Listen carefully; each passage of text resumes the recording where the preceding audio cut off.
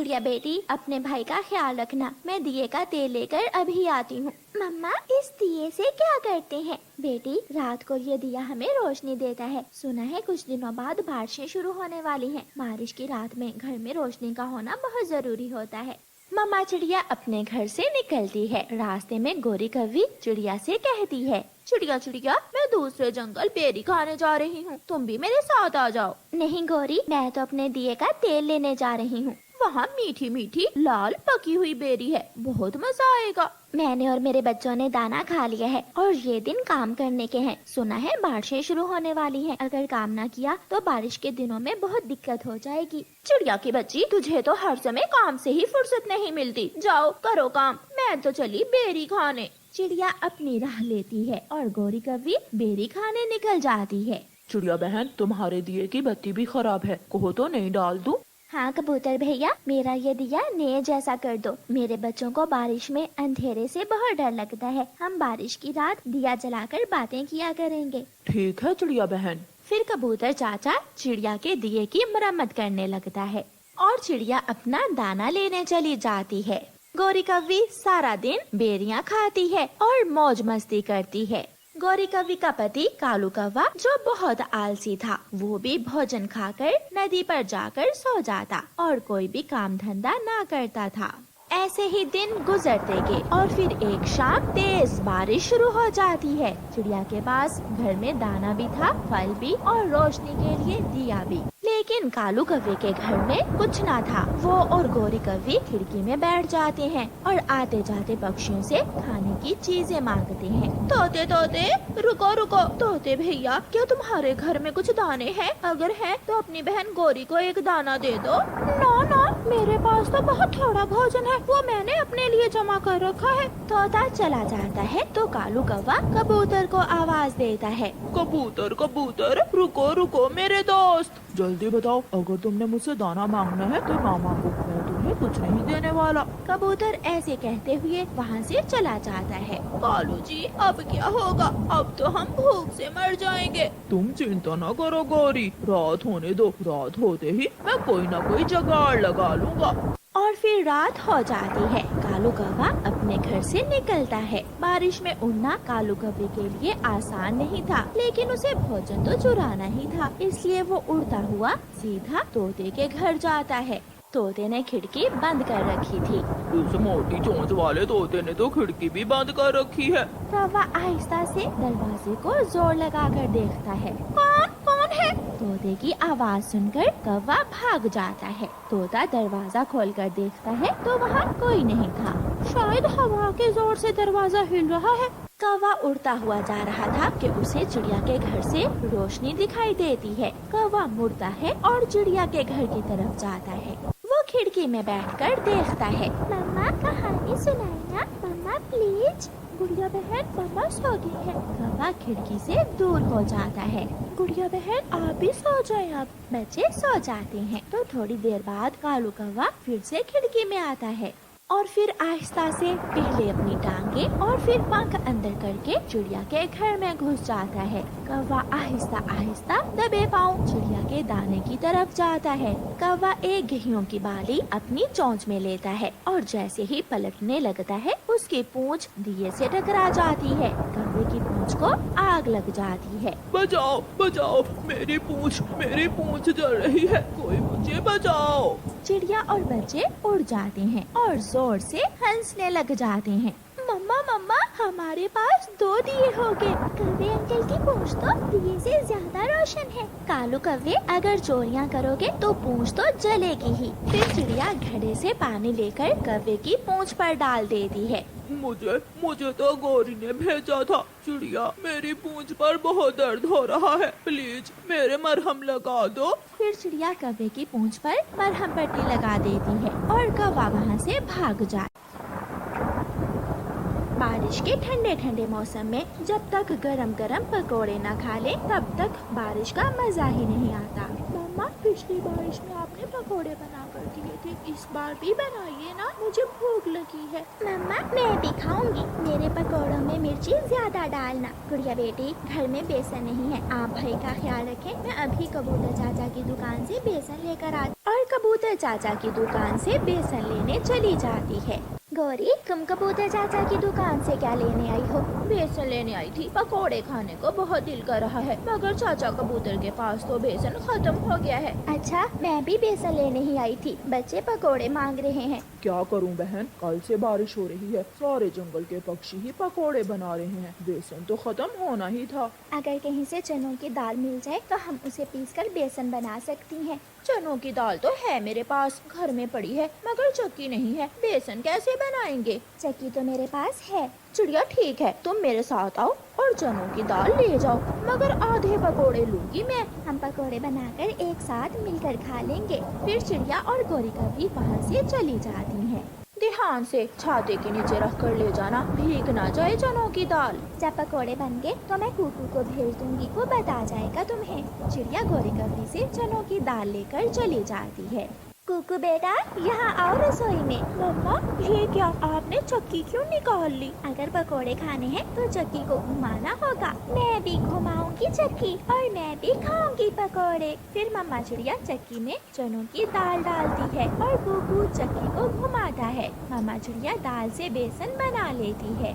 सारी चीजें बेसन में मिलाने के बाद मम्मा चिड़िया का ध्यान मिर्ची के डिब्बे की तरफ जाता है। आज तो सारे ही काम खराब हो रहे हैं, अब लाल मिर्ची खत्म हो गई है। मम्मा, मुझे पता है लाल मिर्ची कहाँ है। मैं कल जग्गू के साथ जा रहा था कि मैंने कुकू के पास लाल मिर्ची का पौधा देखा था, उस पर इतनी सारी लाल मिर्ची लगी हुई थी। ये छाता ले जाओ और जल्दी आना। जग्गू को भी साथ ले जाओ और जल्दी जल्दी लाल मिर्ची लेकर आओ। कुकू अपनी मम्मा का छाता लेकर अपने घर से निकलता है। जग्गू, मेरे साथ चलो, कल कुएं के पास जो लाल मिर्ची का पौधा देखा था, उससे लाल मिर्ची लेने जाना है। ध्यान से जाना बेटा, रुको मैं अपना छाता उठा लूं। फिर दोनों दोस्त लाल मिर्ची लेने निकल जाते हैं। बारिश में मौसम ठंडा हो गया था, इसलिए उन्हें उड़ने में मुश्किल नहीं थी। अरे ये क्या, लाल मिर्ची के पौधे पर तो एक भी लाल मिर्ची नहीं है। कल तक तो इतनी ज्यादा लगी हुई थी, कोई तोड़ कर ले गया है शायद। यार जग्गू, अब क्या होगा, अब हम पकोड़े कैसे खाएंगे? अगर हम थोड़ा और आगे जाए तो सामने इंसानों की बस्ती है और किसान के खेत से हमें लाल मिर्ची मिल सकती है। वहाँ कोई खतरा तो नहीं है? इंसानों से हमें खतरा तो होता है, मगर हमें सावधान रहना होगा। कुकू और जग्गू किसी भी तरह पकोड़े खाना चाहते थे, इसलिए वो इंसानों की बस्ती की तरफ जाने का फैसला करते हैं। इतना बड़ा खेत लाल मिर्ची से लाल ही लाल था। बारिश की वजह से कोई भी इंसान खेत में नहीं था। वहाँ कोई नहीं है, चलो हम लाल मिर्ची तोड़कर भाग जाते हैं। जग्गू दोस्त, ये चोरी है, मम्मा ने चोरी करने से मना किया है। वो देखो, किसान का बेटा पानी से खेल रहा है, हम उससे पूछकर लाल मिर्ची तोड़ लेते हैं। थोड़ी दूर किसान का बेटा एक पेड़ के पास पानी में कागज की कश्ती चलाकर खेल रहा था। कुकू उसके पास जाता है। दोस्त, मैं जंगल से आया हूँ, मैं और मेरा दोस्त कुछ लाल मिर्ची लेने आए थे, क्या आप हमें 2-4 लाल मिर्ची दे सकते हैं? ये खेत मेरे पापा का है और मैं अपने पापा की मदद करता हूँ काम में। आप इस खेत से लाल मिर्ची ले जाएं, मैं पापा को बता दूंगा, मेरे पापा बहुत अच्छे हैं। ये सुनकर कुकू खुश हो जाता है। जग्गू और कुकू खेत से कुछ लाल मिर्ची तोड़ते हैं और वापस जंगल चले जाते हैं। मम्मा चिड़िया लाल मिर्ची काट कर बेसन में मिला लेती है और पकोड़े बनाना शुरू करती है। जग्गू बेटा, जाओ जल्दी से अपनी मम्मा को बुला लाओ, कहना के पकोड़े बन गए हैं। जग्गू घर जाता है। मम्मा मम्मा, जल्दी आ जाइए, चिड़िया आंटी बुला रही है, पकोड़े बन गए हैं। रुको, मैं पुदीने की चटनी उठा लूँ। फिर गौरी कव्वी पुदीने की चटनी लेकर चिड़िया के घर चली जाती है। मामा चिड़िया खिड़की के पास सबको बिठा देती है और प्लेटों में डालकर सबको गरम गरम पकौड़े देती है। मम्मा, मुझे गुड़िया से ज्यादा पकौड़े दे, मैं लाल मिर्ची लाया था। और आग किसने जलाई थी? मैंने। फिर वो सब मजे मजे से पकौड़े खाते हैं और बारिश के मौसम का मजा लेते। कई दिन बारिशें होने की वजह से जंगल में बाढ़ आ गई थी। गुड़िया बेटी, आप घर से बाहर आ जाओ, अब हमारा ये घर सुरक्षित नहीं रहा, न जाने कब ये घर टूट जाए। गुड़िया अपनी मम्मा के साथ अपने घर से निकलकर पेड़ की ऊंची शाख पर बैठ जाती है। मम्मा, अगर बारिश कल तक ना रुकी तो फिर क्या होगा? गुड़िया बेटी, आप यहाँ ही बैठो और मैं बाकी पक्षियों से पूछ कर आती हूँ कि अब क्या करना है। मम्मा चिड़िया अपनी बेटी को सुरक्षित डाल पर बिठाकर तोते की तरफ जाती है। तोता एक पेड़ की मोटी डाल पर बैठा हुआ था। चिड़िया सबके घर बाढ़ में बह गए हैं, केवल एक कौवे ही बचे हैं जिनका घर ऊंची जगह है। वो अगर हमें अपने घर में आश्रय दे दे तो हम सब बच सकते हैं। कबूतर कहाँ है? वो भी आने ही वाला होगा। वो अपने टूटे हुए घर से बचे हुए दाने उठाने गया है। कबूतर भी आ जाता है। कोई नहीं बचेगा, अगर बारिश ना रुकी तो कोई नहीं बचेगा। कबूतर यार, अब यहाँ बैठकर ऐसे रोने से कुछ नहीं होगा। चलो हम सब जाते हैं, हम सब कौवों के पास जाते हैं। फिर वो तीनों दोस्त कालू कौवे और गोरी कौवे के घर जाते हैं, जिनका घर ऊंची जगह पर था। कौवे कौवे भैया, दरवाजा खोलो, हमें बचा लो, हम सब मुसीबत में हैं। कौवा दरवाजा खोलता है। हमारे घर पानी में बह गए हैं, बाढ़ है कि रुकने का नाम ही नहीं ले रही। पीछे से गोरी कौवी भी आ जाती है। हम किसी को भी अपने घर में रखने वाले नहीं हैं। ये मत सोचना कि अब तुम हमारे घर में आश्रय ले लोगे। गोरी, याद करो जब पिछली बारिश में तुम्हारा घर टूटा था, हम सब चिड़िया के घर 5 दिनों तक रहे थे। वो बात पुरानी हुई। गोरी, 1-2 दिन की बात है, बारिश रुक जाएगी तो सब चले जाएंगे। तेरे बाप का नहीं है ये घर, मेरे भाई ने बनवा कर दिया था और जाते हुए मुझे कहा था कि ये घर मेरा है, तुम्हारा नहीं। ठीक है गोरी, हम कोई और जगाड़ लगा लेते हैं, तुम कालू से लड़ाई ना करो। पक्षी चले जाते हैं। चिड़िया के घर के पास ही एक बांसों का बहुत बड़ा बाग था। चिड़िया अपने दोस्तों से कहती है, दोस्तों ऐसी बारिश में उड़कर कहीं दूर जाना बहुत मुश्किल है। हाँ, अगर हम इन बांसों की मदद से एक नाव बना लें तो हम जंगल की दूसरी तरफ जा सकते हैं, जहाँ बाढ़ का पानी कम हो। मैं जानता हूँ कि नाव कैसे बनाते हैं, आप मुझे बांस ला कर दें। फिर कबूतर एक पेड़ पर बैठ जाता है। चिड़िया और तोता कबूतर को बांस ला कर देते हैं। कबूतर उन्हें मजबूत बेल से बांधकर नाव बनाने लगता है। गुड़िया अपनी माँ के बिना बहुत डर रही थी। वो इधर उधर देखती है तो थोड़ी ही दूर उसे सब दिख जाते हैं। गुड़िया उड़कर अपनी मम्मा के पास चली जाती है। मम्मा, मैं भी काम में आपकी मदद करने आई हूँ। गुड़िया बेटी, आप कबूतर अंकल को मजबूत बेल तोड़ कर दो, जिससे बांस अच्छी तरह इकट्ठे हो जाएं। थोड़ी देर बाद वो सब अपने लिए एक मजबूत नाव बना लेते हैं। वो सब नाव को बाढ़ में उतारते हैं और छलांग लगाकर नाव के ऊपर बैठ जाते हैं। बाढ़ के तेजी से बहते हुए पानी में नाव बहुत तेजी से आगे बढ़ रही थी। गोरी कौवी पक्षियों को जाता हुआ खिड़की से देखती है और हंसने लगती है। इधर नाव उल्टेगी और उधर सभी के सभी बाढ़ में बह जाएंगे। किसी का बुरा सोचने से हमेशा अपना ही बुरा होता है।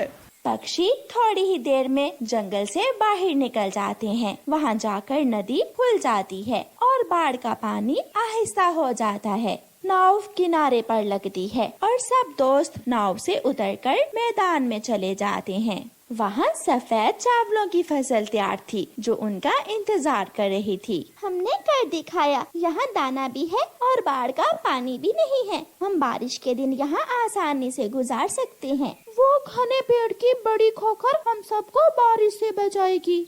शाम के बाद एक आवाज आती है और कौवों का पेड़ जड़ से उखड़ जाता है। पेड़ पानी में बह जाता है और उनका घर भी बाढ़ में बह जाता है। गोरी कौवी और कालू कौवा एक टूटे हुए लकड़ी के टुकड़े को पकड़कर पानी से बाहर निकलकर पेड़ पर बैठ जाते हैं। बचाओ बचाओ, कोई हमारी मदद करो। सब चले गए, अब यहाँ कोई नहीं है हमारी मदद करने वाला। तुम्हारी वजह से हम अकेले रह गए। कालू, अब हम रात यहाँ कैसे गुजारेंगे? इसलिए तो कहते हैं कि अपने दोस्तों का साथ कभी मत छोड़ो।